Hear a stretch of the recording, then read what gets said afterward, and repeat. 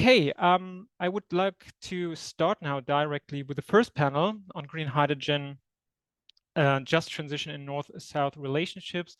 And as I already said, what we want to do is to illuminate and to discuss regional and international challenges and potential conflicts also which are related to just hydrogen transition, in which we might also identify the different justice aspects and dimension that were emphasized by Franziska. And what we also want to do with this panel is to have some kind of starting point for the discussion in the conference, so local experiences, regional experiences, and to search for possible commonalities between the different cases. And the overarching question here is what kind of mechanisms or criteria are needed to establish just hydrogen value change. And for this purpose, we have invited speakers that can give us insights into these contexts and that can help us with these issues. So the first speaker will be Nuria Hartmann from Hinicio's business unit Chile, who leads different hydrogen-related projects, including hydrogen roadmaps and topics related to renewable hydrogen certification. Among other things, she also participated in the proposal for a national green hydrogen strategy for the Energy Ministry of Chile. The next speaker after her will be Innocent Haingura from Frack Free Namibia, which is a non-governmental organization with a mission to oppose oil and gas exploration, but which is also working on the risks and challenges of green hydrogen production. So, for example, they conducted a workshop last year in December on this topic. And in this regard, what Frack Free Namibia does is also to aim at socioeconomic and environmental justice for indigenous people and local communities in Namibia. After this, we will hear an input from Angola, from Vandre Spellmeier, who is the head of H2 Diplo Angola, which is a project of the GIZ, the German International Cooperation Agency, that works on behalf of the German Federal Foreign Office, and which has the ambition to promote the international market ramp-up of green hydrogen in a just and sustainable way. The fourth speaker afterwards will be Tobias Kalt from the University of Hamburg, who's also part of the research group H2 Politics, which Franziska already mentioned. And the subtitle of the research group is Just Hydrogen Partnership with the Global South. And his research focuses on energy transitions on the African continent with an explicit focus on energy justice and green hydrogen. And today he will focus on the case of South Africa. And finally, the last speaker is Neelke Wagner from the German NGO Powershift, who is a climate and resource justice expert with a focus on the energy sector. So previously, she also worked as a consultant for hydrogen, climate protection and heat transition at Climate Alliance Germany, and as a scientific advisor for energy and climate policy for the Left Party in the German Bundestag.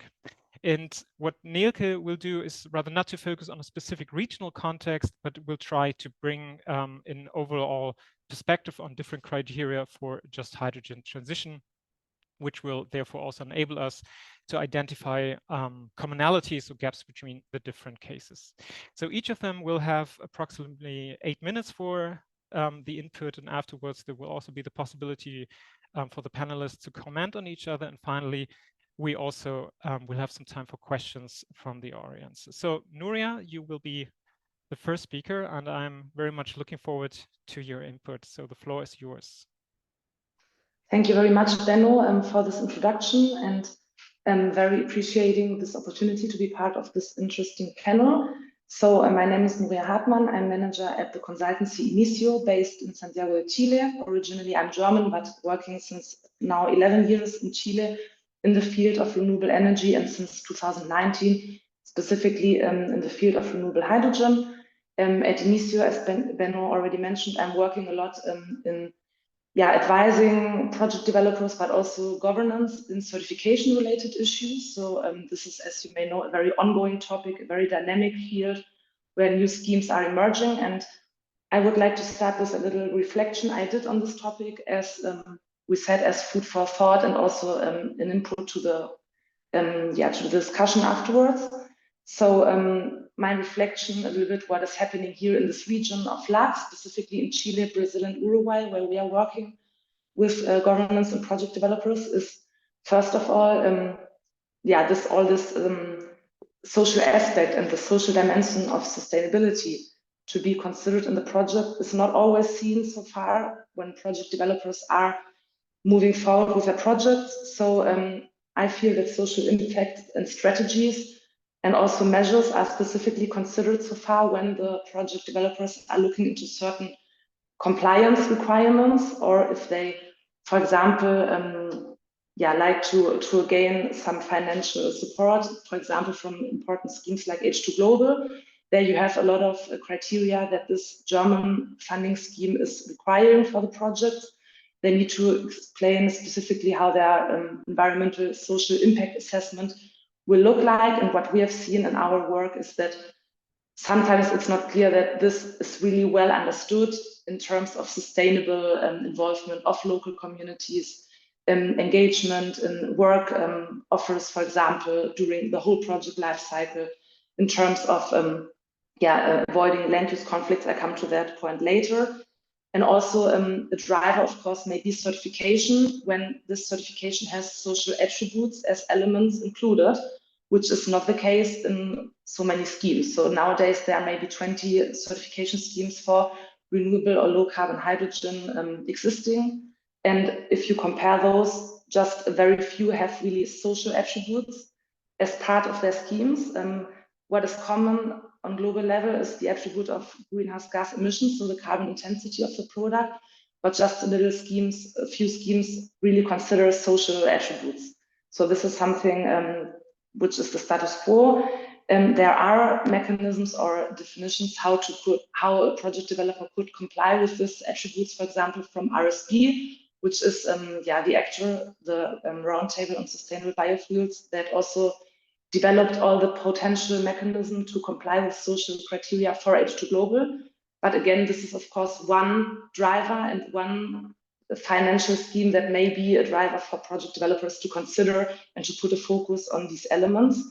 In the region of Fladvad, there has been an interesting initiative during the last year. We also supported from part of the Inter-American Development Bank, IDB. So there was an initiative where the IDB seek to define which attributes are important for these exporting economies in this region. And there came out that the region and the economies here indeed need and want to have social aspects included in certification and in guidelines to develop projects. So of course, the access to water, the access to renewable electricity, what Alex already mentioned, but also absence of land use conflicts, which are an important issue in these countries here, at least in LAC, is something that the whole region here in LATAM has defined as something that they would like to use in a certification scheme here. What has happened on government level so far? He was recently a large action plan within the National Strategy for Hydrogen in Chile. This action plan was based on a participative process. And there were asked a lot of stakeholders across the country, what do they think that should be initiatives that the country needs to foster and to promote in order to really be sustainable in a sustainable new economy for this country. And there were defined a lot of studies to really look into the potential impacts that large-scale power-to-X projects may have here. What I feel and other experts here share is that these are very important announcements, but of course, it's one thing to announce something and to define a goal, and the other thing is to really explain how you will reach this and how this will be ensured. And then we come, of course, to the part of how a government here in an exporting country can ensure that projects are considering this kind of guidelines. And there we come to the social and environmental impact assessment, which is a system already requiring certain studies for large-scale infrastructure projects, not only from hydrogen. And here you find very large differences from one country to the other. So if you have a look on the Chilean one, it has one process which is quite long, where the government and this specific institution will give the project developers the green light to develop their projects if they have complied with certain criteria and explained them well. And then you have countries like Uruguay, for example, that have a three-stage progress within this social environmental impact assessment. ensuring that they do like periodical revisions, that the project developers really are compliant with what they announced to do. And this is not always given in all countries and all mechanisms. Now I derive a little bit from what I want to say at the starting point. I think there are two responsible parties when we look on this global situation of the emerging renewable hydrogen market and the emerging commercialization of those products. So it's a shared responsibility, I think, first from the exporting economies in the global south to create mechanisms to ensure that there will be compliance with social criteria and environmental criteria, but also by the importing economies in industrialized countries. So a lot of project developers that aim to export to those importing economies are looking on the regulations they need to comply with. So in case of European markets, is the RED II, specifically when talking of renewable fuels of non-biological origin, the so-called RFNBOs. There are criteria like additionality criterion, geographical correlation that already tackle the aspect of avoiding any conflict of use of renewable energy for the local population, because the additionality criterion requires that the project uses a renewable electricity source that was not built more than 36 months before the electrolyzer starts operating and producing hydrogen. So these additionality criteria wants to ensure that there wouldn't be a conflict with the local decarbonization, to avoid that there are much projects for renewable hydrogen exporting it, but in the end, in the country, there won't be any decarbonization inside the country and reduction of greenhouse gas emissions. But this is for the aspect of the greenhouse gas emissions, but there's nothing defined specifically for social aspects. And in this context, I would like to, I was remembering a quote of a German MdB, Minister of the Parliament, who I talked to some months ago. He was visiting Chile. There were discussions about the action plan, the energy partnership between Chile and Germany in this case. And I raised that question. So how the importing economies will also do some pressure and ensure that production locations and exporting economies will ensure that these social aspects are really put into focus. And he said something like, well, in countries like Chile, I won't be afraid, or I won't be concerned about that. The government there won't ensure that this will be developed under social sustainable constraints. And this is something I don't feel it is necessary like that, because again, there are different mechanisms in producing countries, and it's not ensured that these really will work well. So I think, again, it's a shared responsibility for the producing locations to ensure that their communities will have participation in projects, will get benefits during the whole project life cycle, including workforce, including services, including also clean electricity and clean molecules in this case, when talking about ammonia, for agriculture, etc., all the different uses that hydrogen derivatives can have. And now maybe what could be mechanisms that may help to ensure the socially just hydrogen value chain are, from one hand, what I already discussed or already mentioned, maybe this funding schemes that can require that an awarded project gets or that gets financed has really demonstrated that they have social criteria in their project design. Multilateral development banks like World Bank, like IDB, like KfW, the German Development Bank, already have these guidelines. But of course, this is a very little share of projects and companies that will get funding at the stage. So it's important to think what can do importing economies. There is the carbon border adjustment mechanism, the CBAM. The CBAM is punishing projects with products with a very high carbon intensity entering the European Union. And there is the example that there are also ammonia, fertilizer, steel included.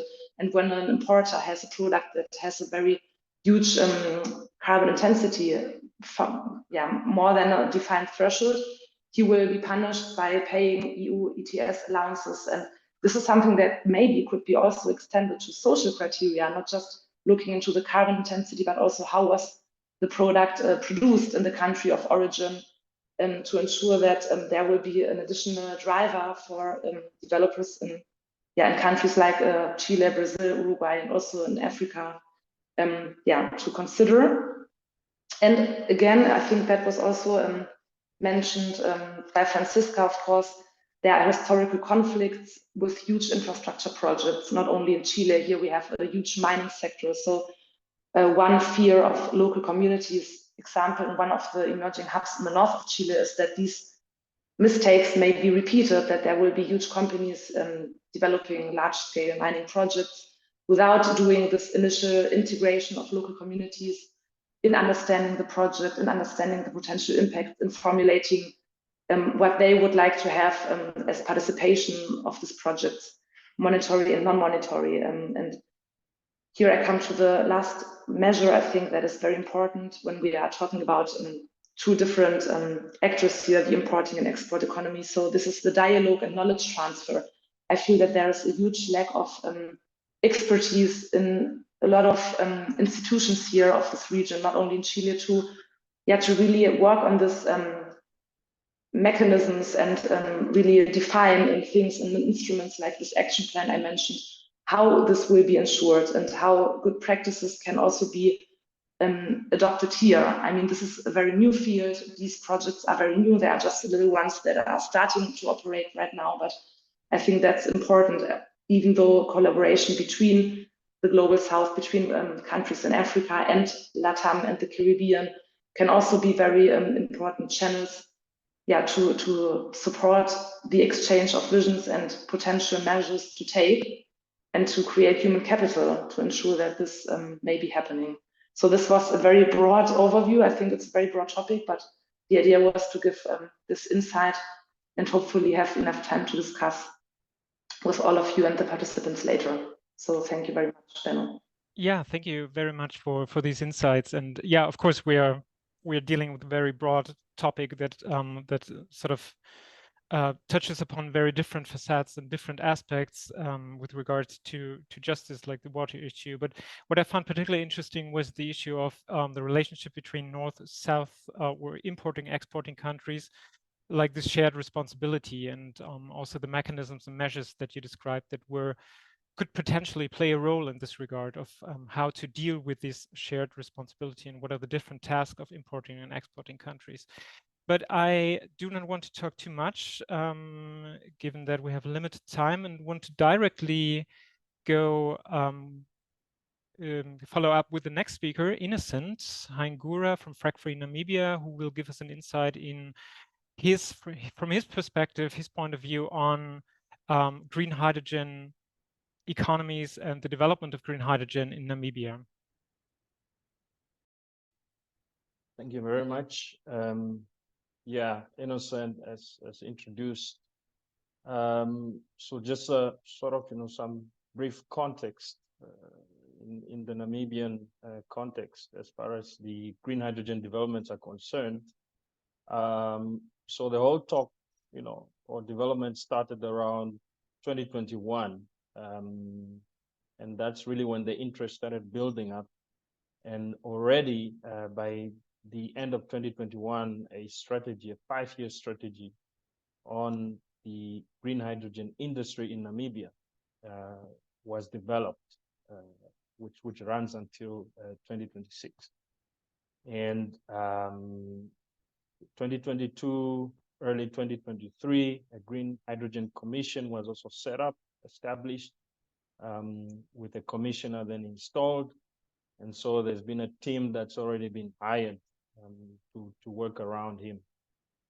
And in addition to that, late last year, there were developments around getting legislation and policy in place to actually enable the establishment of the green hydrogen industry here in Namibia. So as far as I recall, about 5 laws and policies were sort of, provisionally reviewed to enable that green hydrogen or those green hydrogen projects. And some of those include the Water Resource Management Act, the Energy Act, the Energy Regulatory Authority Act, the Standards Act, as well as the export trade and export trade. Act. Sorry.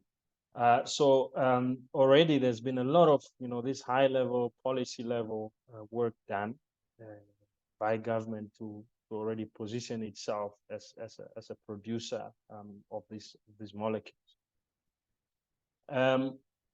But then within that whole process, what's been silent or what's been missing is of course the involvement of communities, and that's where from my perspective there is a transition happening around green hydrogen in Namibia, but the just element of it is almost missing. So that brings me to where the communities are as far as these developments are concerned. That's an interesting one, because where the biggest project is earmarked to happen is actually within a gazetted national park, namely the Tsaukai National Park, formerly known as the Spellmeier National Park. And that is one of Namibia's biodiversity hotspots, for one. And secondly, before the green hydrogen hype came about, there were communities, or there are communities around that area, who themselves are actually gazetted communal conservancies. And they were on the verge of being granted concessions into the park through tourism rights.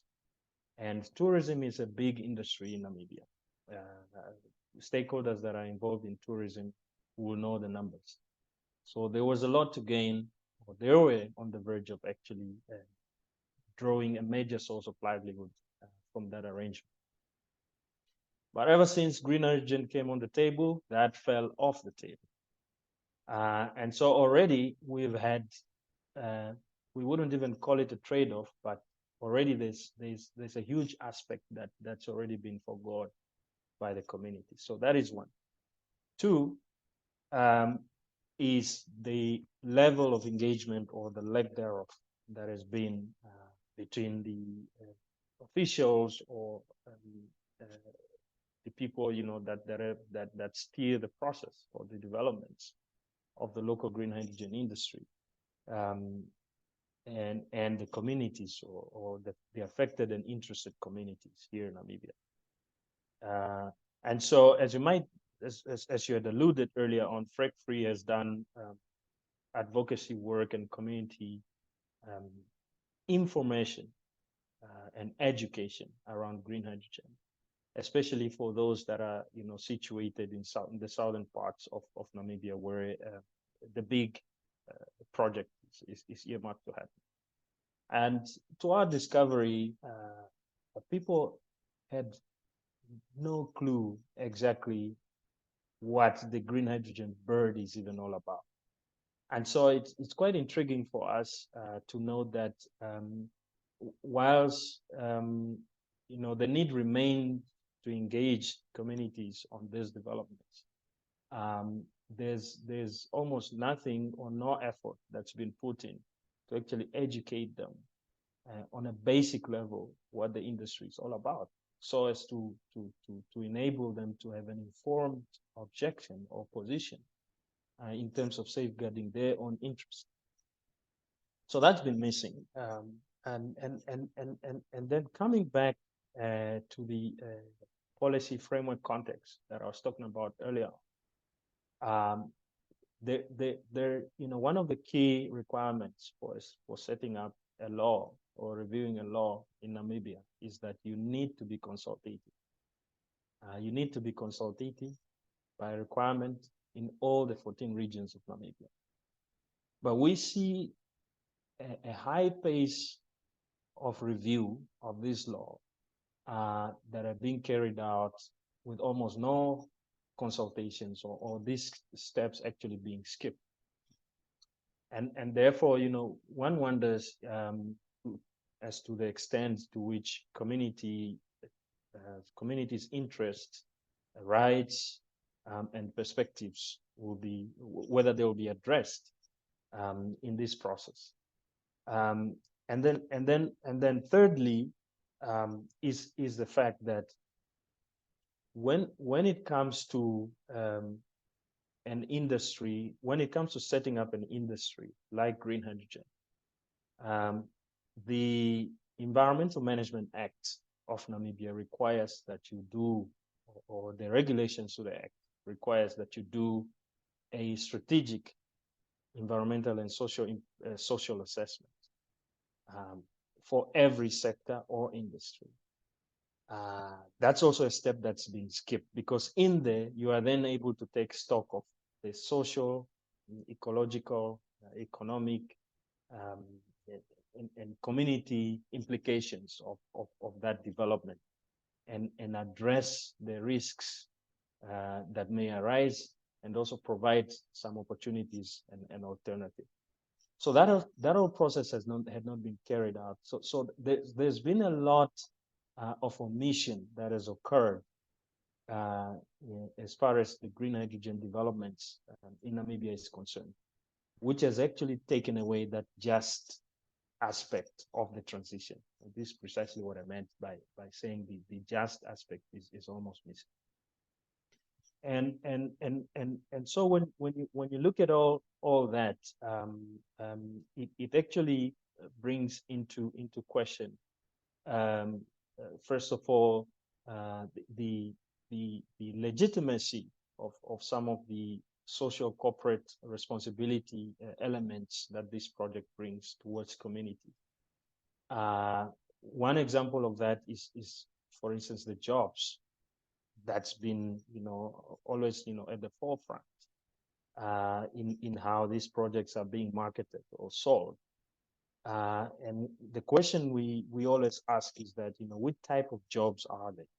Who's actually going to occupy those jobs? At which level of the value chain will the local population feature? And our assumption, given the fact that this is a new industry, there are deficits, major deficits in terms of knowledge and skills. Our assumption is that the local population is probably going to occupy the lower end of that job market. And so already you have these, let me call it, inadequate offerings that the project brings, as opposed to some of the major rights that I had already alluded to, that communities are already foregoing. And at regional or international level, then, in terms of how Namibia, based on our analysis, how Namibia positions itself, there are also questions there. Most of the countries in the South, as you had introduced earlier on, will be producing the raw molecules of hydrogen and its derivatives. And funny enough, I was at a summit in Cape Town last year, where some of these discussions, regional discussions and alliances were being held. And we asked the question, is there any strategy in place for Africa, for instance, to see how the different countries in the South can position themselves across or along that green hydrogen value chain? And the astonishing answer was no. So it appears most of what will be produced here is really the raw molecule, which will then be shipped, which means, in essence, there will be no, let me say, vibrant or functional industry per se down south. There will be production, yes, but the industry itself is probably happening up north. And what that means is that you will not derive much economic activity from just one point of a value chain. And so we've actually, called for much, analysis and consideration, especially at policy level, to put checks and balances in ensuring that there is at least local participation of actors, companies, and communities within that green hydrogen trade or value chain. And so briefly, this is the context for Namibia, and as I said, key steps have not really been considered, and that remains a major source of concern. Thank you very much. Yeah, thank you very, very much. I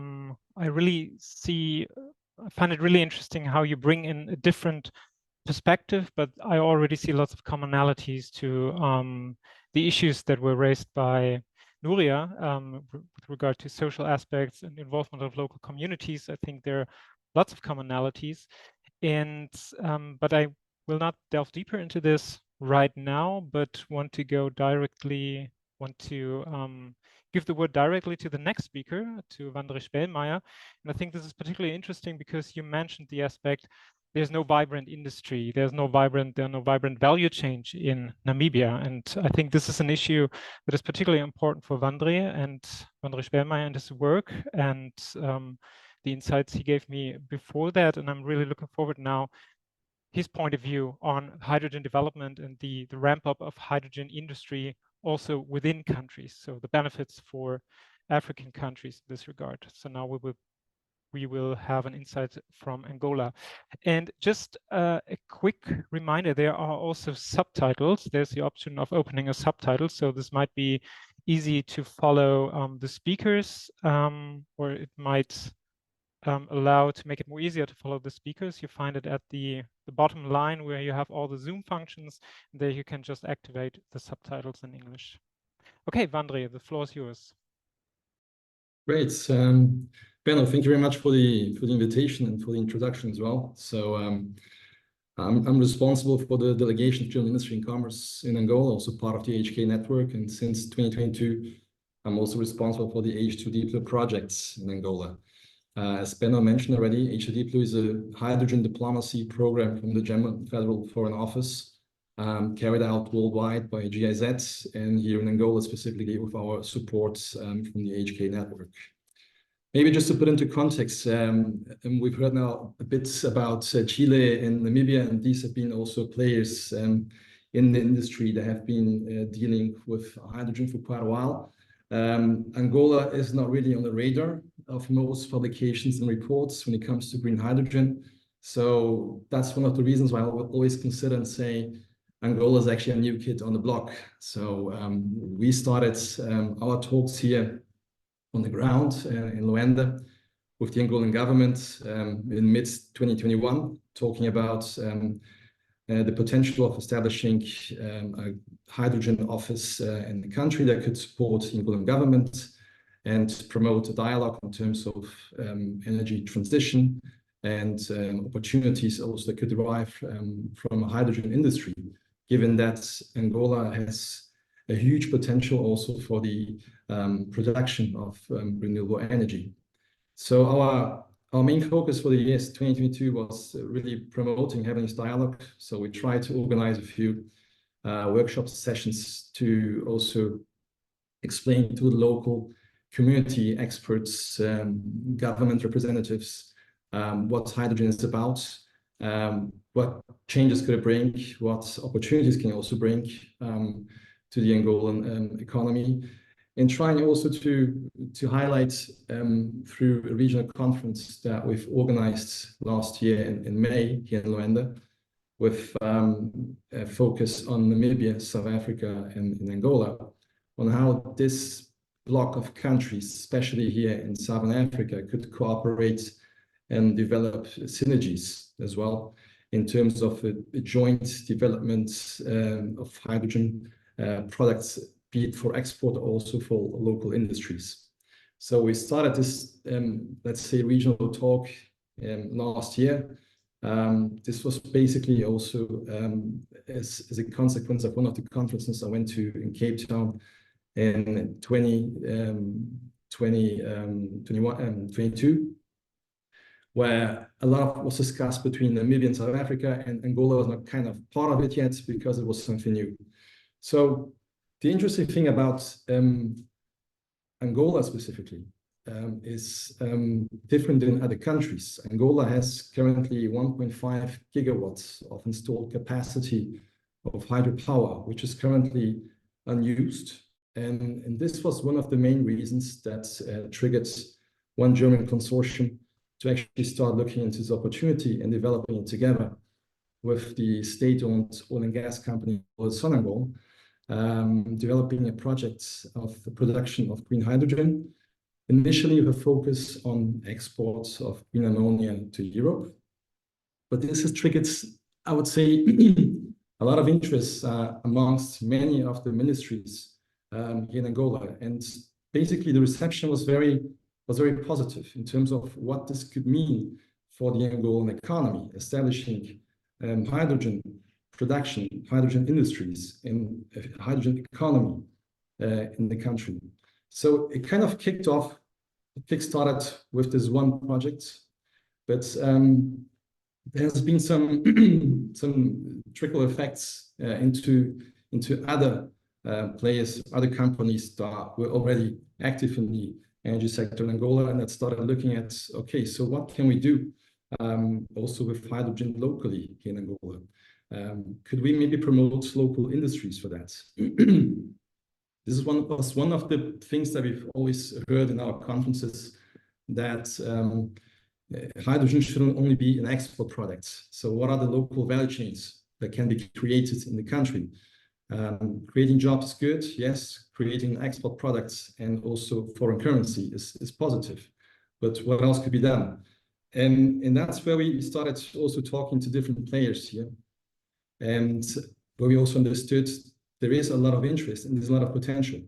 So the focus now of H2 Diplo for the next 3 years to come, so 2024, 5, and 6, it's slightly changing from just promoting a dialogue, but also looking into what can we do in terms of the 2 Ds, diversification on the ground and decarbonization.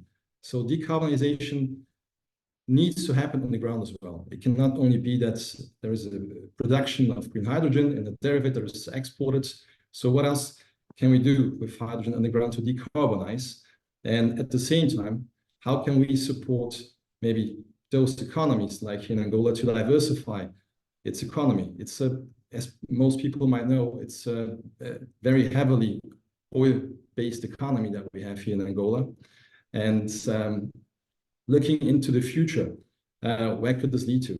So that's where we started seeing players looking into different aspects and not looking at huge projects, but smaller projects like producing green hydrogen based on hydropower, but then using this hydrogen locally to produce at a regional level green fertilizers that could also be deployed to the thriving agriculture that exists in Angola. Another interesting example as well was a company that's working right now on a e-methanol solution for the shipping industry. So trying to produce e-methanol on the ground in Angola. Yes, it would also be an export product, but you're looking at a different value chain. So what we're trying now to promote now for the next 3 years is, yes, export is important. Exports might kickstart a local hydrogen economy, but we want to support now the Angolan government into diving deeper and when establishing their own national hydrogen strategy, look into, okay, where can our local industry that doesn't exist yet have some profits? So Angola is right now at the stage where they're going to be starting the developments of their own national hydrogen industry, hydrogen strategy, sorry. And the nice thing, at least for Angola now, is that we can maybe also benefit from the neighboring countries. So when we talk about just transitions, social aspects that we're seeing that countries like Namibia and South Africa are also facing, we are not there at this point yet. But it's really important to consider all these points or all these awarenesses that we've been hearing from neighboring countries into developing our own strategy here on the ground. So I still say, well, we have a new kid on the block. Because maybe we're late, we have the opportunity of making a lot of things right from the very first beginning. And really giving an opportunity for Angola not to be only an export country or producing country for export products or export derivatives of hydrogen, but also develop its own thriving industry and maybe also cross industry with neighboring countries like Namibia and South Africa. And with that, I think I've managed to stay on time with my 8 minutes. And so I would like to give it back to you, Benno. Perfect. Yeah, thank you very much for these interesting insights. And also, I absolutely have to agree.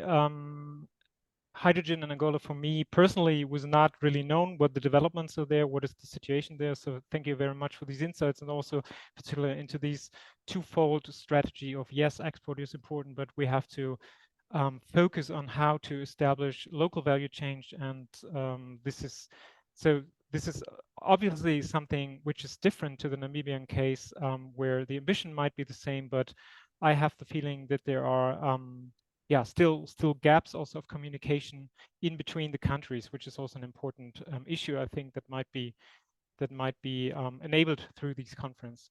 Okay, we will proceed with the next speaker, Tobias Kalt from the University of Hamburg, who has done research on the case of South Africa, green hydrogen in South Africa, with a special focus on justice issues. So I'm really looking forward to your input. Thank you, Benno. I will share my screen. Hope this works. Yes. Okay. Yes. So I hope I will not disappoint, because I won't directly talk about South Africa. So I'll rather take a step back and zoom out a bit, and we'll look at some of the key challenges to a just hydrogen transition in countries of the global south that we identified in our research. And in preparation for an upcoming paper, we conducted a socio-ecological risk analysis and analyzed risks related to hydrogen projects in 28 countries of the global south, most of them on the African continent. And for that, we used an analytical framework that drew inspiration from the work of the South African environmental justice organization Groundwork. And Groundwork identified 3 mechanisms that bring about environmental injustices in terms of 3 E's, and these are enclosure, exclusion, and externalization. And our findings show that these mechanisms are evident in the global push for green hydrogen, and we show that risks for hydrogen exporting country in the global south, they materialize through the enclosure of land and resources, the exclusion of affected communities and civil society, and the externalization of socio-ecological costs and conflicts. So I'll start with enclosure. We define enclosure as the taking control of, and it's often through privatization, of previously public or communal land and resources for extractivist project. And this can then lead to the dispossession and displacement of local communities, lead to the unraveling of the social fabric.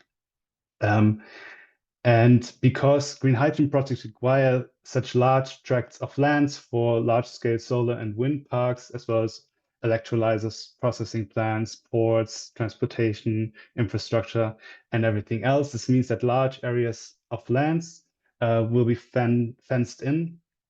Communities will lose the access to those lands, and sometimes, as in the case of the NEOM project in Saudi Arabia, people are also violently evicted from their land. So we see that. We also see the enclosure of resources. So we see the enclosure and privatization of water resources for green hydrogen projects, specifically a problem in water-scarce regions. If desalination plants are proposed, we see water resources and coastal areas, water resources from the sea and coastal areas being enclosed. And we can also see the enclosure of energy resources, and that is not so much about enclosing the wind and the sun, but again, enclosing the land on which those wind and solar farms are being built. The second dimension is exclusion, and exclusion refers to the denial of access of the public and of affected communities to decision making on policies on the legal and regulatory frameworks and the design and implementation of specific projects. And what we've observed is that hydrogen agendas, they are often very elite-driven processes. Agreements are negotiated at high-level international fora between heads of states, members of government, CEOs of multinational companies. And oftentimes, green hydrogen is given very high priority in the context of the climate and energy crisis. And Innocent already talked about this for the case of Namibia, but we found this also more broadly in other countries, that local laws and regulations are bypassed, hydrogen projects are being fast-tracked, and then there's often a lack of transparency around these projects, a lack of public participation, environmental impact assessments, consultations are often not done in a meaningful way, and principles of free, prior, and informed consent are not adhered to. So all these mechanisms we found to be quite prevalent, and they show how hydrogen developments and investments are often shielded from democratic processes of policymaking. And the third dimension that I want to highlight is externalization. Externalization refers to the shifting of social and ecological costs, such as pollution, and restricted access to energy and water and so on, and conflicts to the peripheral zones of extractions. And at the same time, profits and resources travel to the industrial centers. And we found risks of externalization to be evident across the board of our sample, and specifically related to energy. And so in context of high energy poverty, high energy demand, green hydrogen risks to divert resources away from solving domestic energy issues related to water. So in the context of water-scarce countries, green hydrogen puts additional pressure on water supply. If desalination is then used, it creates pressure on marine ecosystems, potential impacts on local fishing sector and tourist sectors, and also related to land. So green hydrogen may lead to a loss of land that's need for livelihoods and lead to land conflicts. We also found risks of labor exploitation. So we have this dynamic oftentimes of a race to the bottom. So it matters who can supply hydrogen most rapidly and at the lowest cost. And then this could put pressures on workers and increase the risk of violating labor rights. And we also observe externalization dynamics with regard to finance. So we observe how financial risks are shifted to countries in the global south. So green hydrogen is very capital intensive. There's a need for large sums of finance to finance these projects, and producing states then compete to attract funding by lowering financial risk for investors through de-risking. So through ensuring investments against project failure, against regulatory changes, market changes, and so on. So we have the risk of an externalization of financial risks, which then could deepen financial dependencies, debt levels, and could lead to austerity politics to repay the debt. So our findings suggest that the race for green hydrogen pushes this new hydrogen frontier into new territories, and a risk to create injustices that disproportionately affect marginalized populations in producing countries in the global south, and argue that these risks materialize through enclosure of land and resources, the exclusion of affected communities and civil society, and the externalization of socio-ecological costs and conflicts. What our research has also shown, however, that this extractivist model of development is becoming dominant, or seems to be becoming dominant, but there are other competing models for a just hydrogen transition. So models that focus more on sovereign industrial development and the creation of green value chains. Vandre talked about this a bit, and tomorrow the panel, I guess, will go further into this. So how to move up the value chain, capture a larger share of the economic value created along the hydrogen value chain within the country of export. And as well as in models for energy democracy and energy justice that seek to strengthen the social control over the energy systems and address challenges of decarbonization and energy poverty. And we've also done a bit of thinking, and now I'm closing the loop back to what Franziska said in the beginning about what is needed for a just global hydrogen transition, and develop this idea of hydrogen justice that needs to be, so that means that a global hydrogen transition needs to be aligned with principles of justice at local, national, and global levels. So I will leave it add that for now, and thank you very much. Yeah, wonderful. Thank you very much. Even though it was not a focus on South Africa, I really enjoyed it because it gave some kind of, there was a good connection to the conceptual framework Franziska presented at the beginning. You took some parts of this up again. You kind of also identified, even if there was not a direct relationship, but it was possible to identify some aspects that were raised before, like sovereign industrial development, raised by Vandre, the inclusion or exclusion of local communities, an issue that was raised by Innocent, and also the absence of social aspects in the development, and also the need to delve deeper into all these different justice implications. That is particularly an issue also for Nuria at the beginning, when she was talking about the absence of social aspects in hydrogen development and value change.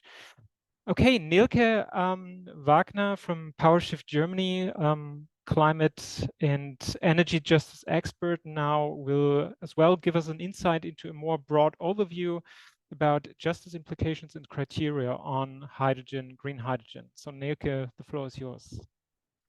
Yeah, thank you. And yeah, thanks to all the other speakers who already touched a lot of aspects that I wanted to kind of summarize here and maybe give as well a perspective on what policy measures we could ask for to address all these problems we already heard of.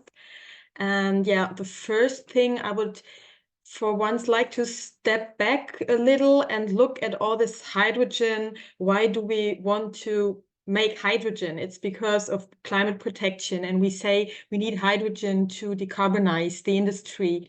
And so I think it's very, very important when we think about all these big hydrogen projects that they are embedded in an energy system. In every country where we produce hydrogen, it's embedded in an energy system. And most energy systems in the world are still very dirty. They're still using lots of coal, lots of gas. And so every country has a need to decarbonize. And in very many poor countries, we have the problem of energy poverty. That means that many people don't have access to clean energy, which is one of the development goals to reach and that everyone will have access to clean and affordable energy. And we have an opportunity, but also a risk around these hydrogen projects, that if they use the best sites for renewables and they, yes, will enclose all these sites and they will build all their wind and solar farms there, then they take this cheap energy that could also be provided for the local communities, local businesses as well, is taken away to produce hydrogen for export. And of course, hydrogen is always the less efficient version of using energy. So if we are focusing too much, like in the industrial state, to use hydrogen everywhere, we produce a big like energy loss on a global scale. And this adds on a, yes, energy injustice globally, that like the northern industries take up all the energy, all the green energy produced, and the poorer countries will be left with ongoing energy poverty, ongoing use of dirty fuels and stuff like that. So I think it's very important when we think about hydrogen projects, green hydrogen projects in the global south, they have to be like planned together with the energy transition there. And the energy transition there is not only like cleaning the energy, but as well ensuring the access to energy for all, because any kind of economic development also is very strongly related to access to energy. I mean, like almost every business, if you are like doing food processing or opening a restaurant and I don't know what, you are very much relying on energy, that you have cooling chains, that you can fuel your computer and so on. So I think we also, when we talk about this economic development that can be achieved with big hydrogen projects, I think a much easier step is to think about how much economic development can be achieved if just people and local businesses had access to electricity. It would really solve a lot of problems for people there. So yeah, I want to highlight this, that overcoming energy poverty must be like an important measure connected with every kind of energy extractivism project if we want to achieve like a just global economy. Yes, I don't think I talk much about water because we will have a water panel tomorrow, but of course similar problems we'll have with all the water issues. And yes, I already touched the problem of like the enclosure of big wind and solar farms. Again, there it's not a fate.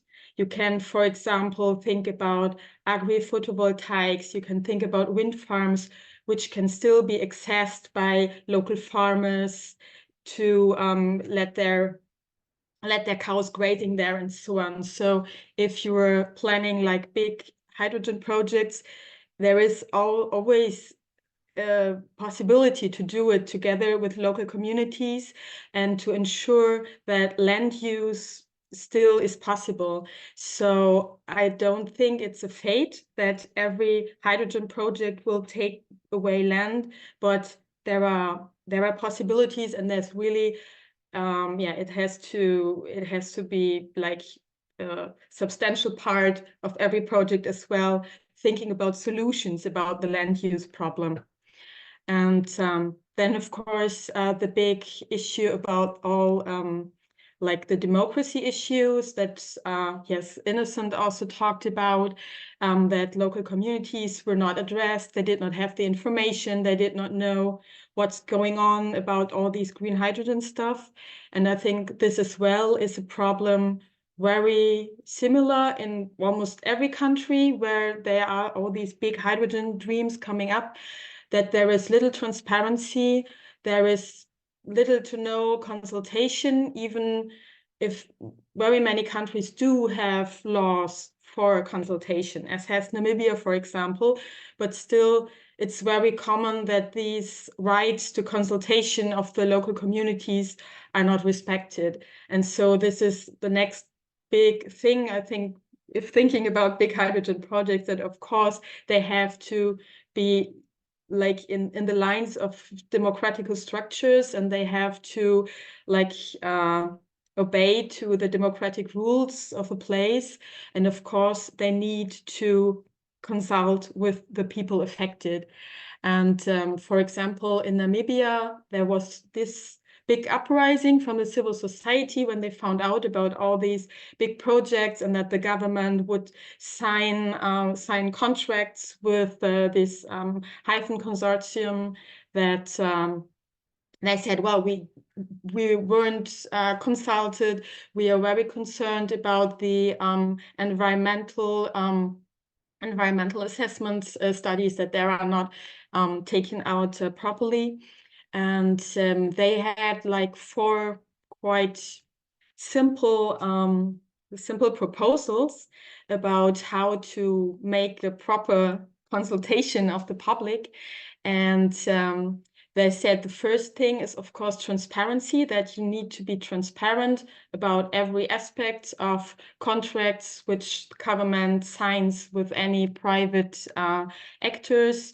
And of course, that participation is not only of the local communities, but every time we have public money spent for purposes like this hydrogen economy, of course, the whole people has the right to decide about this public money.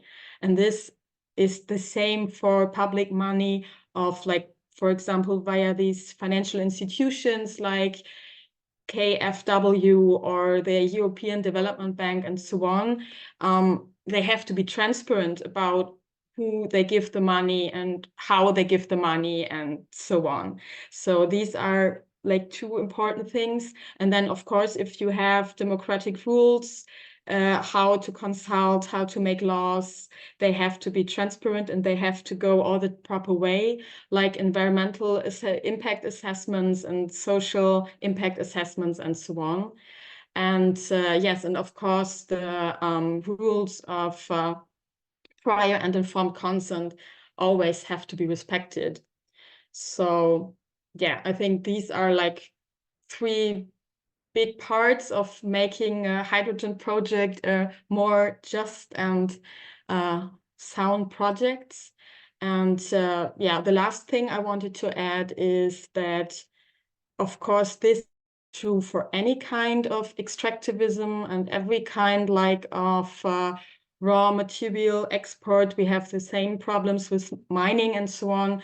And so, of course, it's important to not reduce all these things to green hydrogen, but we have to work like on frameworks that make this happen for every kind of extractivism and every kind of trade relations in the end, because that's the way that we can achieve a more just international economy, not only with hydrogen, but with every trade goods we are exchanging.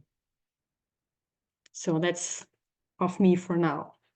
Thank you, Neelke, very much. Also for the for these rather broad, but and also not really conceptual, but I think from a governance, from a political point of view, important aspects. What kind of mechanisms are needed? What kind of not only mechanisms are needed, but also what kind of financial, economic, political possibilities there are and which are needed in the hydrogen sector. And I also thank you very much also for connecting a bit the dots from the other speakers. So I want to use now the next 10 minutes approximately for the speakers to also engage a little bit with each other. We had planned a bit more time for that, but I would just ask you to be very brief, but maybe Nuria, you could start with some impressions you had from the other speakers. Are there some points which you or some commonalities which you see regarding the situation in which you are in, which you presented? I think there would also be the possibility to take up, and this was raised also in the chat, to take up the 3E framework that was raised by Tobias. But first of all, I would like to ask you what kind of points did you identify that you also see in Chile, and which could be, or what was also new for you? What were the learnings from the other panelists for you? Okay, thanks, Benno. So first of all, I think I can see there's an agreement about this concerns. So there are shared concerns about this aspect. I would also think that it's not new because there have been a lot of discussions and measures and guidelines that have already been drafted. And rather than comment on this, I would like to emphasize again that I think it is a lot about how we specifically can solve this problem and which are the specific mechanisms. And that's the key question of this panel. And I think it's the most difficult one to respond, because I think there's an agreement that these aspects and concepts are important. And also within the Chilean government, as I mentioned, there was this action plan to ensure that there won't be any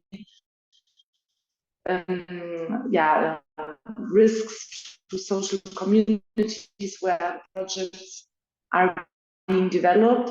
But in the end, there's the question to close the gap between the plan and an announcement. That sounds really nice. Two important things, maybe from Vandre from Africa, from Angola, that actors like the GIZ, for example, play or can play a very important Nuria, excuse me, just a second. In really advising the government. Can you hear me? It's really bad, so just switch off your camera, and then I think it should be better. Okay. I hope it works better. It's better now. Thank you. So, okay, great. So I think, the question for me is how to really materialize this, this ambitions, and how to ensure that governments of these countries in Latam, in Africa, sit also on the table, give their input, how this could be making sense in the countries to establish mechanisms to ensure compliance with social aspects. Do you hear me better now? Okay. And again, the land use, for example, in Chile is something that is managed by the central government. They are even tendering certain territories in the northern hub. There's the hub of Antofagasta in the north of Chile, where you find the best solar radiation. So there have been tender rounds already won. The next one is also coming out. And this is in an area where also a lot of mining projects already have territories where not all territories are nearby close local communities. But this is another case in the south of Chile and Patagonia, where we have a lot of biodiversity and protected land and national parks. And it's a very huge question mark how to do this here. So it's not solved. A keyword here is common use infrastructure, also a topic for further research and development. I saw one question related to this in the chat.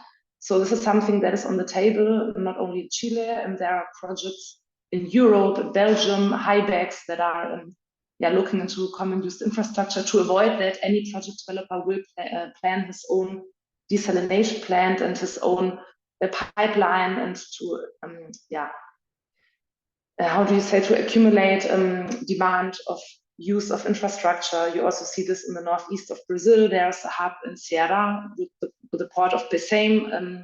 The port of Rotterdam is a shareholder. They're also looking at how they could support here, but I think it's a huge question mark still there, how to optimize this and how to involve the local communities and to avoid that this will be something besides their needs. The energy grids, I wanted to comment one point there. At least in Uruguay, Chile, and Brazil are quite renewable. So in Brazil, the renewability of the grid is already 90% and more. And also the projections for the next years are like this because they have a lot of hydropower, also solar and wind. They are even looking into offshore wind.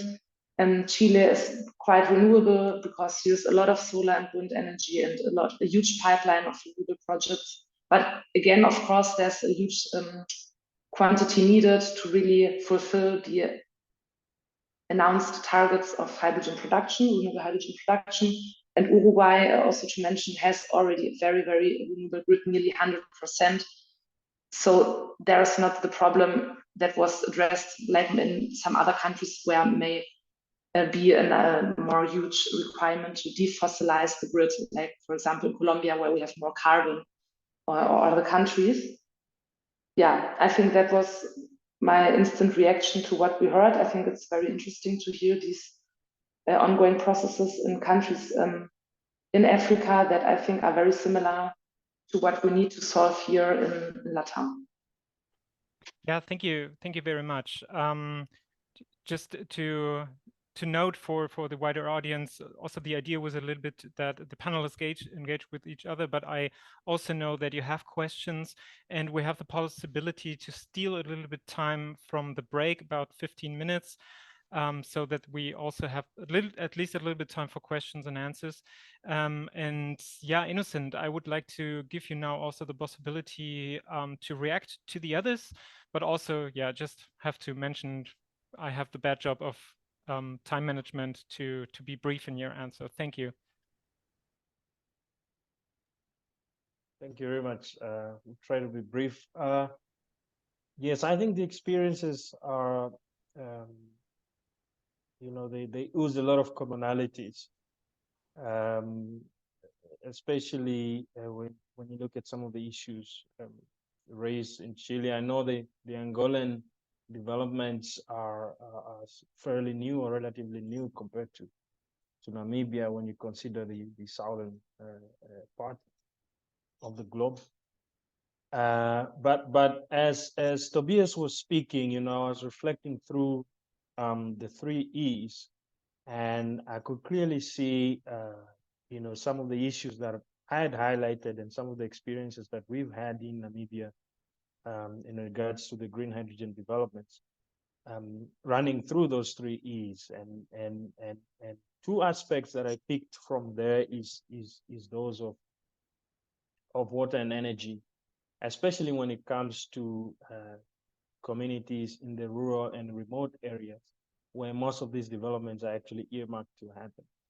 As you might know, Namibia is the most arid or the driest country south of Sahara.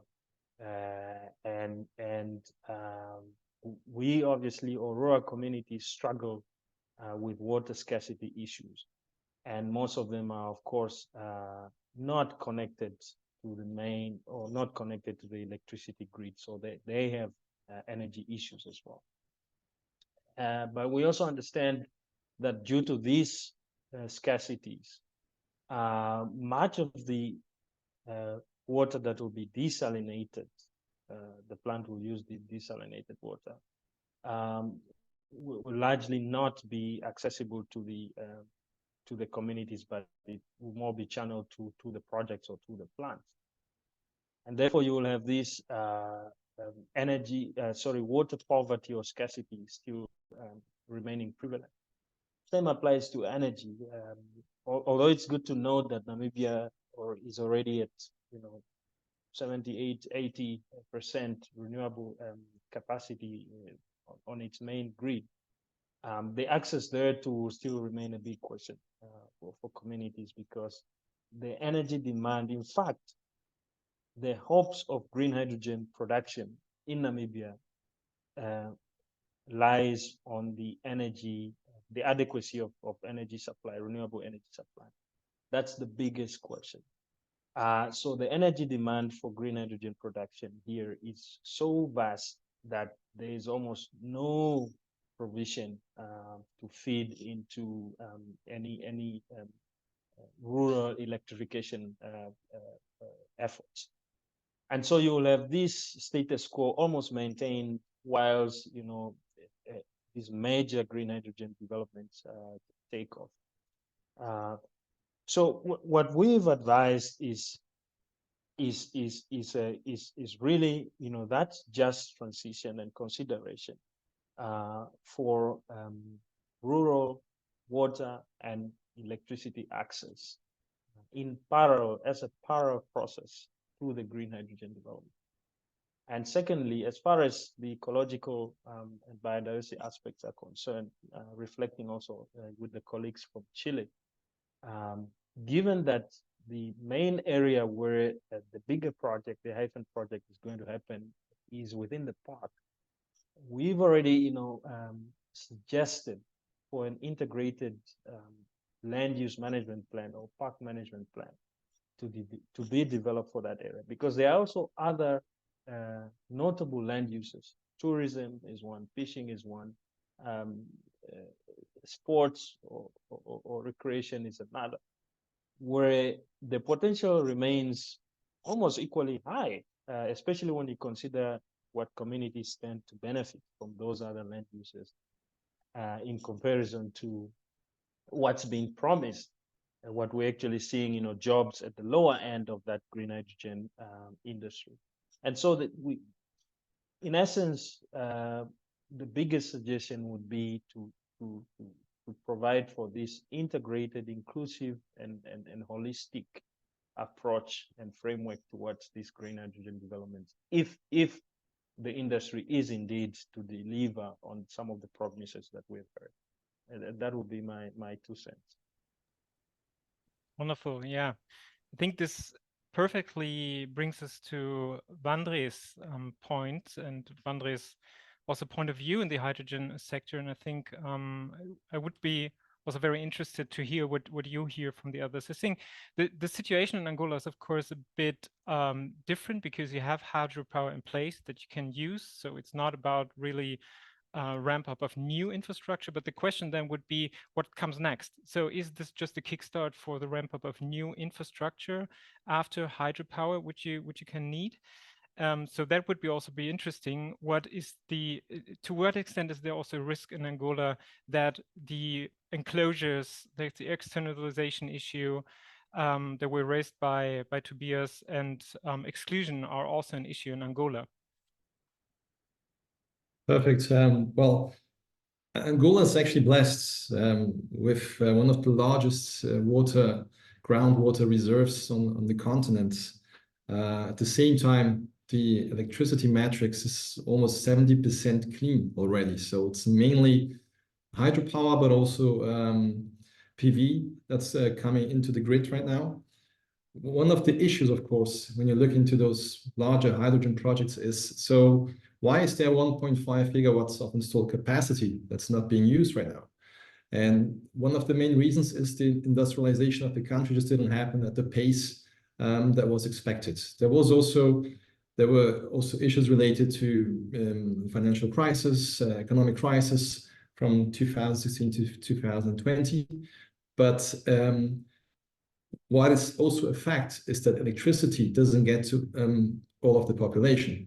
So currently around 44–45% of the population has access to electricity in the country. So when we talk about these projects, I think what's crucial for local authorities is also to take into account, yes, it makes sense to use the electricity, the power that's available, but at the same time, we must think about a combined solution where also local communities will take advantage or profit in terms of getting access to electricity.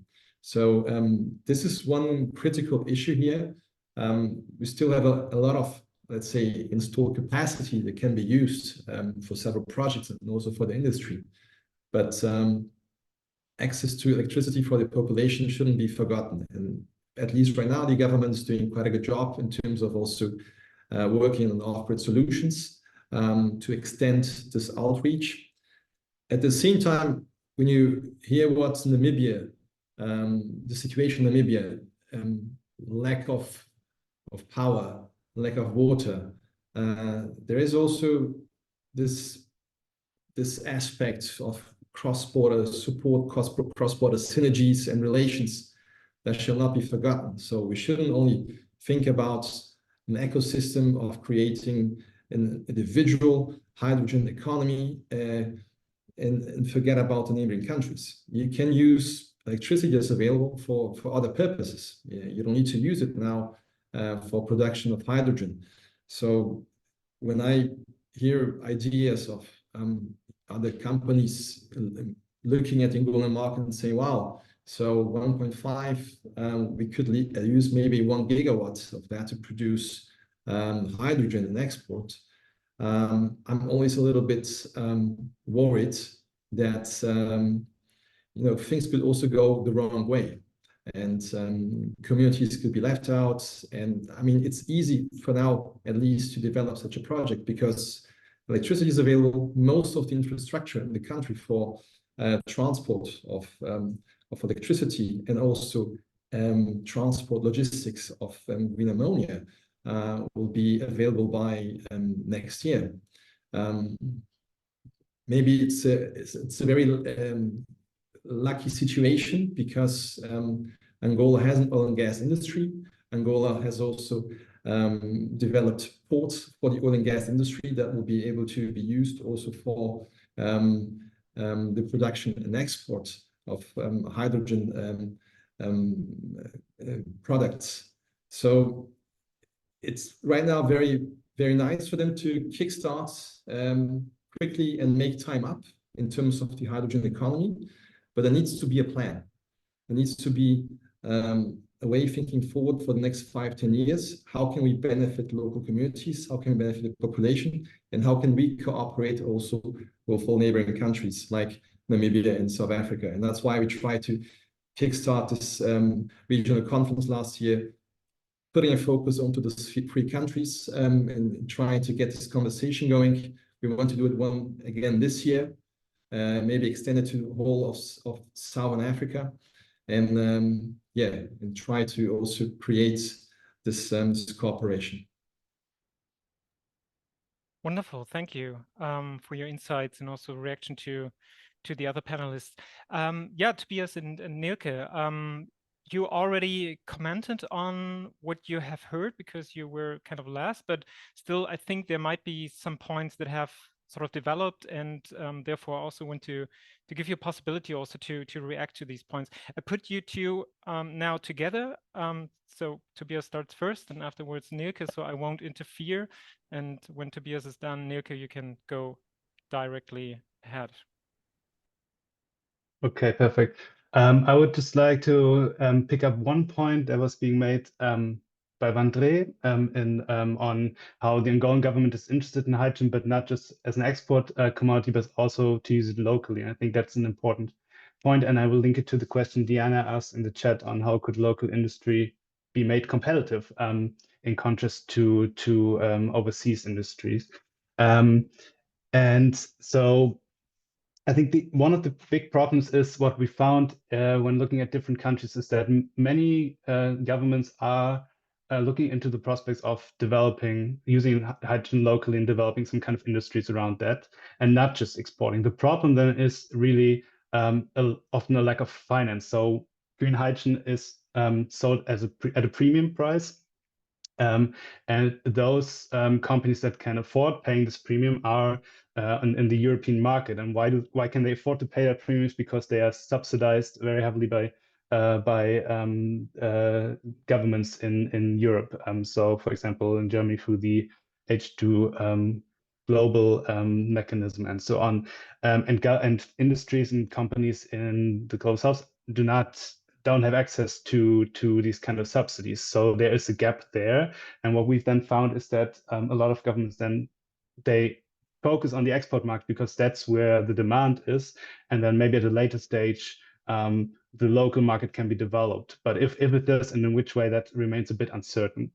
And I think maybe just one piece of the puzzle to how to solve this would be to focus on finance, would be to look at redirecting parts of and scaling up climate finance also to enable the buildup of these industries. So if we look at where's climate finance going into in the sector of green, in the hydrogen sector, it's going into these kind of export-oriented projects and into the infrastructure requires the ports and so on. But it's not actually going into, or not a lot of it is going into transforming local industries, for example, steel industry to produce green steel, or fertilizer industry to produce green fertilizer for domestic consumption. So that could be one way of making local industry more competitive if it was subsidized by climate finance by the Global North, which it has an obligation to pay because of the climate debt of the Global North. And the second point related to that is, so why are governments interested in tapping into the export market so much is also because there's a pressure to do so, to engage in extractivist economic activity, to generate foreign exchange, to then also pay off the debt. And I think debt is a very important driver of these extractivist industries, and hydrogen is no different.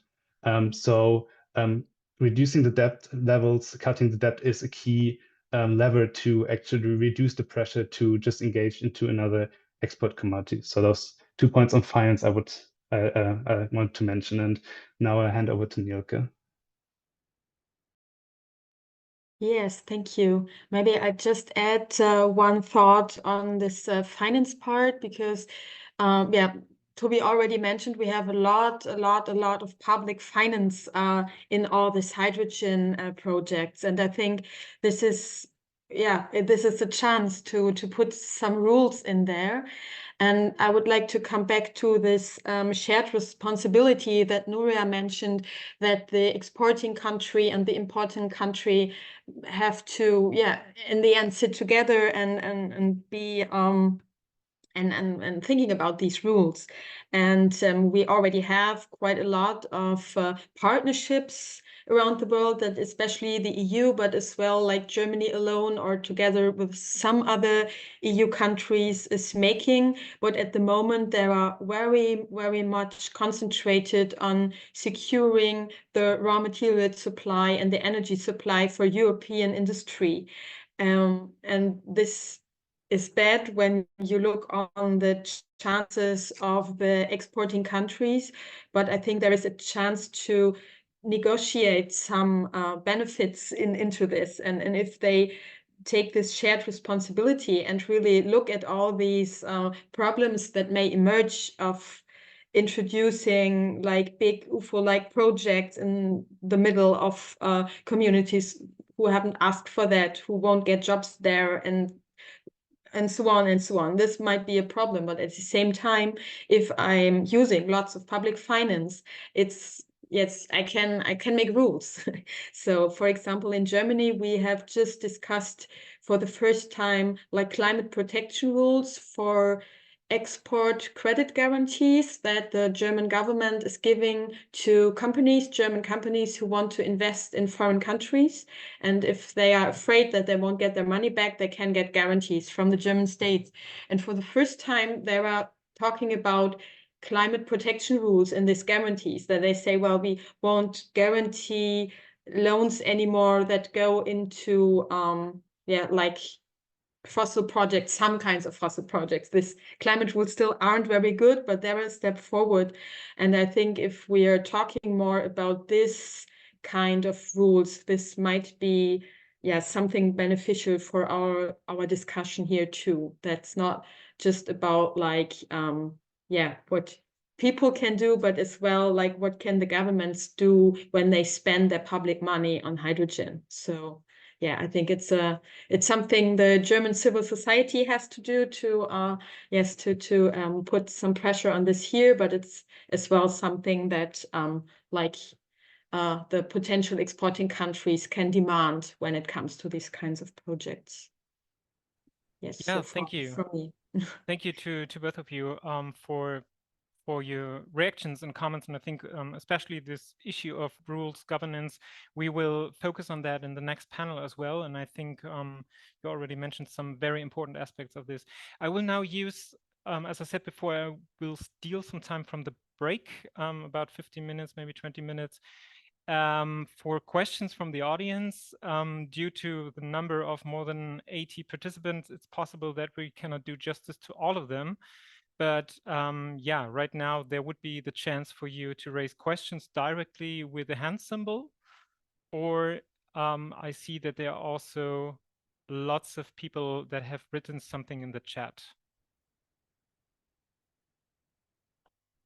And since I do not directly see any hands from the audience, I would like to give the word to Alex, who had a view on the chat, and maybe you can read one or two questions that you have compiled in the discussion.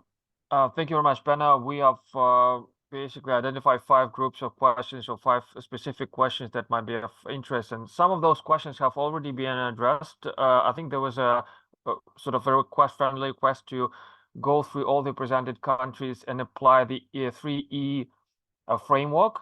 So enclosure, exclusion, externalization to Chile and Namibia and Angola. So do things mentioned by our esteemed researcher Tobias happen there, and are there any similarities or differences, specific difference? I think with Benno has already mentioned there are quite a few and quite a lot of similarities actually between the countries, but perhaps there are some crucial differences or some unique cases in any of the countries that have been represented already. Some cases that may not necessarily be replicable anywhere else, or some issues that might be unique to, let's say, Chile or to Angola or to Namibia.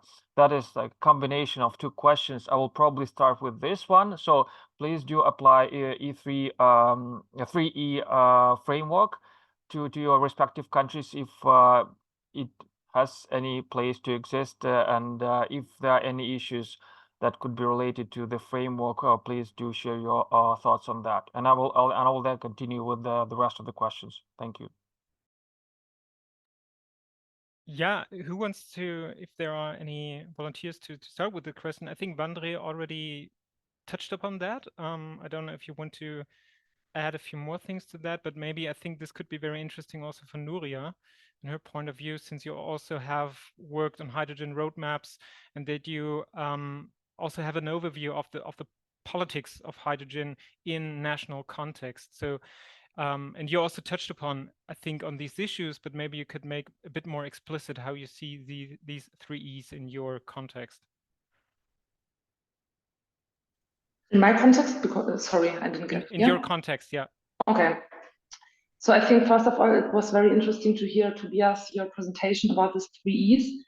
I have thought about it. So for now, I have not identified any danger in the concept of the exclusion with regards to bypassing local laws and regulations, which would be part of an exclusion situation. In Chile, there are laws and regulations how to use soil and what kind of economic activities you can do in a specific land, and you also have local participation processes to gain this this allowance to be able as a company to produce. But I think what could be an issue here is the bullet that you have in exclusion is the high-level elite-driven processes. So of course, there are coming very large, huge companies, and the government wants to achieve the very ambitious targets of producing hydrogen, seeing this huge business opportunity. And an example here is, for example, that in the south of Chile, in the hub of Patagonia, Magallanes, where already one project, the one from Heath, is producing e-fuels, delivering to Porsche in Germany.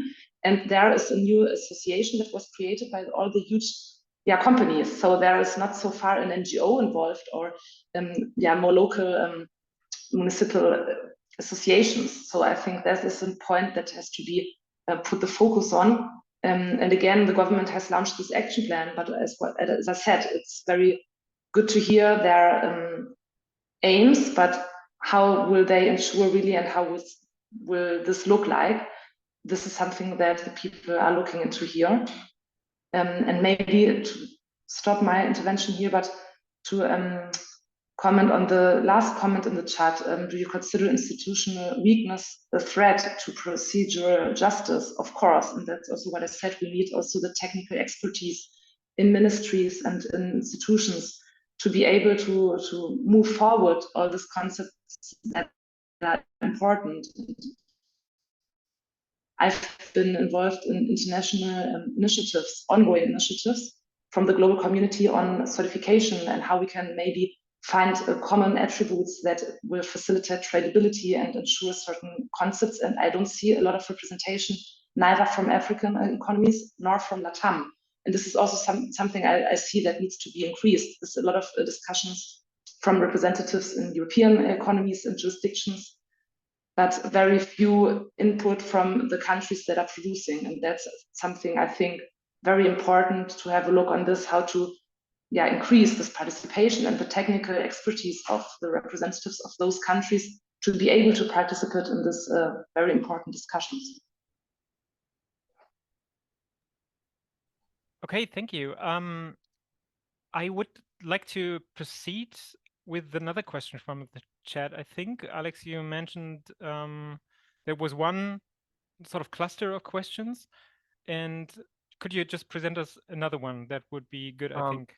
Yeah, I think that there was some general questions on the suggestions for researchers on what topics should be basically formulated and researched so that greater attention could be drawn to the issues of justice, because, you know, technical and economic sides of hydrogen have been researched pretty well. So perhaps that is a more broader question to everyone. What else should researchers do so that the justice issues could be brought into existence for the general public? That's a general one, but I think the more specific ones were related to sort of the competitiveness issue and also the issue of whether hydrogen represents a risky product, and what if hydrogen, green hydrogen, still remains a hype and never becomes something like a solidified industry on its own. So what if we invest a lot of money into, you know, wind farms, solar panels, and electrolyzers, and then there are no off-takers, and the equipment is there, the land has been unlawfully or lawfully claimed by the government or the development companies. So what if hydrogen is a failure? Okay, very interesting questions, both. I would like to give the first one, if that's okay for you, Innocent, to you. Because you have a civil society perspective, you know what concerns are from what local community concerns are. You raised questions of there's a lack of knowledge, there's a lack of awareness, but there's also a lack of recognitional justice, to frame it in the words of Franziska at the beginning. What do you think? What is needed from research, from a civil society, local community, bottom-up perspective with regard to green hydrogen? Right. Thanks. I think quite critical, or as a first step, would be to gauge the level of awareness of interested and affected parties, and in those countries that will be producing. That's now in addition to the awareness of the general public.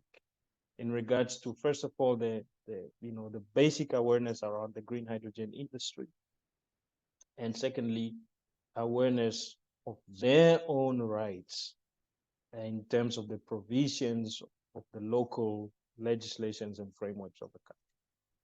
That would be one. Two would be then the sort of the impact related in terms of the ecological aspect as well as the economic aspect. And for me, in terms of the ecology, looking at the localities where some of these projects are being developed, how balanced are the trade-offs between livelihoods and the economic or developmental gains that are foreseen in these projects? Of course, you could get that through an EIA, but it doesn't necessarily always come out, especially when you have communities that are not well informed about their current rights compared to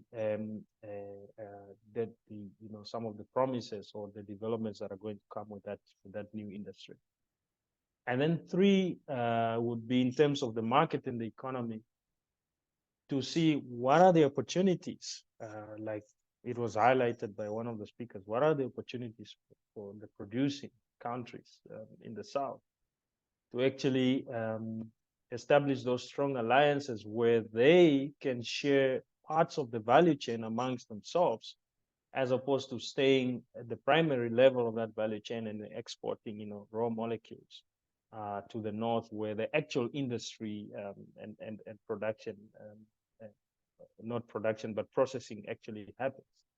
So what are the possibilities of harnessing the value chain amongst the producer countries? And I think for me, those are some of the key questions that could form research work. Okay, thank you very much. Alex, could you very, very quickly repeat the second question that you just have raised? It was basically about what happens if hydrogen failure. has Yeah, no hand. exactly. I think it's one of the sort of trickiest questions that has been asked so far. What if hydrogen is a failure? Because we've seen a lot of focus being given to the production side of the issue. Some focus, especially in Europe, to the demand side, but the off-takers, they are still not there. There have been a lot of initiatives on claiming that hydrogen can be used by the steel industry, oil refineries, and many, many other potential applications of hydrogen can be found there. But what if not? What if we just realize that it's too complicated to adjust this system, the infrastructure, to adjust the existing mechanisms, and by that time we will have a lot of infrastructure projects in places like Chile, I know Namibia, with wind farms that will be generating some product that will perhaps never be used, and then that will mean not only stranded assets, but also some injustices associated with the land, with the water, with those people living around. So that's my sort of pretty free interpretation of the question that has been asked. Okay, since this is a very broad and it's almost impossible to answer this question entirely, is there anyone from the panelists who want to touch upon this question or some aspects of this question? It must not be the entire question. Neelke, yes, please. Yes, maybe one aspect of the question. I think the biggest problem is not that hydrogen will not be used, but the competition with fossil hydrogen, because we have right now a very big pressure from big fossil companies that try to put this blue hydrogen into the market that Alex mentioned in the beginning is not a solution. And we have this problem that, of course, these big corporations or even the big countries who are living on fossil fuels have much better conditions in terms of finance, in terms of everything, to provide this hydrogen. And if there is, and if they succeed in getting this blue hydrogen is similar like a stamp or certificate like green hydrogen, then all these new green hydrogen projects will have to compete with the fossil industry. And I think this is the biggest threat, that at the moment when like the big industrial centers will say that blue hydrogen is a solution, it would be a catastrophe for the climate, but as well it would very much challenge any green hydrogen project in the world if they have compete with that on the same conditions. Thank you. And I will hand over to Innocent, who will also touch upon this question. And Neelke, no, there was just a hand sign. And this will also be the last word of the panel. And I saw in the chat that there were also associated questions, governance, democracy, and we will touch, hopefully, but we will touch upon these questions also in the next panel and also tomorrow. So it's not the end of the discussion, but for now, Innocent, you have the last word for this panel. Yeah, just quickly. One of the discovery that we made at the summit in Cape Town last year, and this was bluntly stated by the financiers, the World Bank, the Dutch Bank, and so forth, to say it's difficult to finance a green hydrogen a mega project beyond feasibility planning and feasibility or trial phase.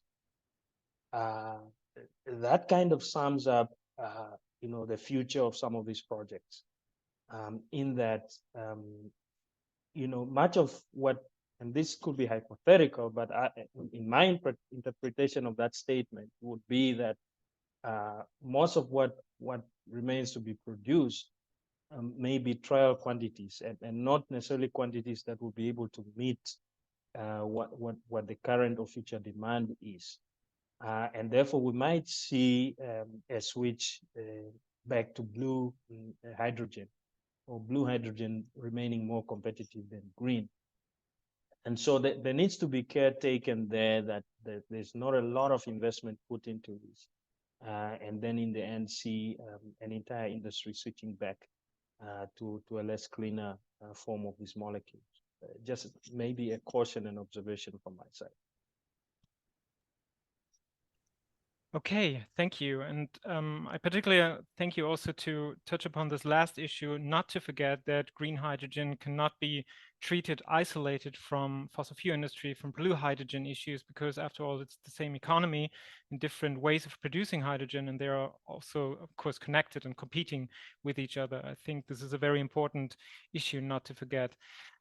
We will now have a break of about 10 minutes. And I would ask you all to stay online. This is the very same Zoom channel, and we will just switch off our cameras. And maybe there are some organizational issues which are being discussed in this channel, but please all have a break off now for 10 minutes only. Thank you very much to the panelists again. It was really engaging discussion. I learned a lot, and yeah, hope to see you again in the next session. Thank you.